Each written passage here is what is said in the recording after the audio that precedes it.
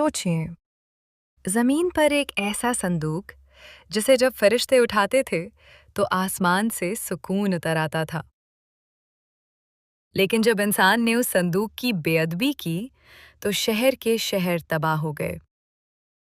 آج کی کہانی کوئی عام کہانی نہیں، یہ اللہ کی وہ عظیم نشانی ہے جس کا ذکر خود قرآن پاک میں موجود ہے۔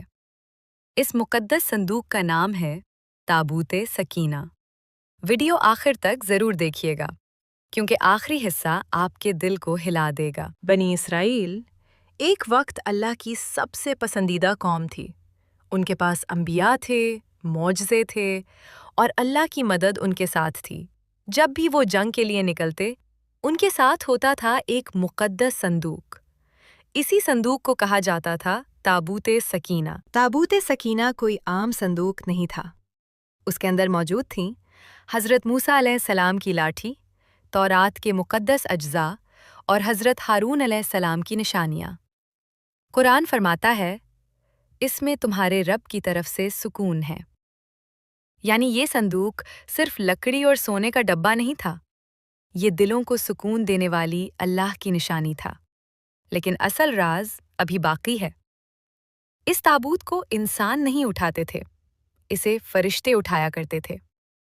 جب تابوت بنی اسرائیل کے سامنے ہوتا تو دشمنوں کے دل کانپ جاتے، انہیں یقین ہوتا کہ اللہ ان کے ساتھ ہے۔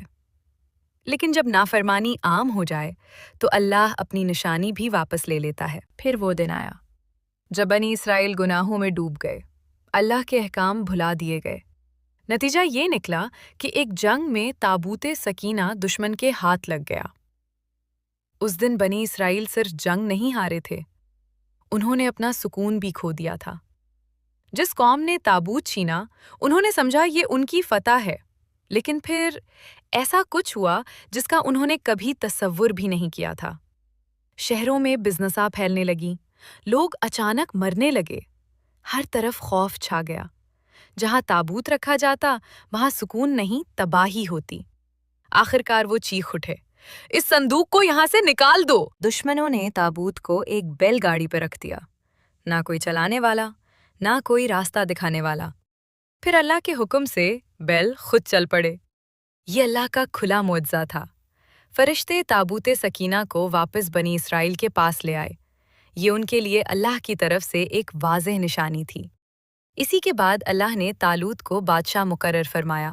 پھر وہ جنگ ہوئی جس میں جالوت جیسا ظالم سامنے تھا، اور اللہ نے ایک نوجوان حضرت داؤد علیہ السلام کے ذریعے حق کو فتح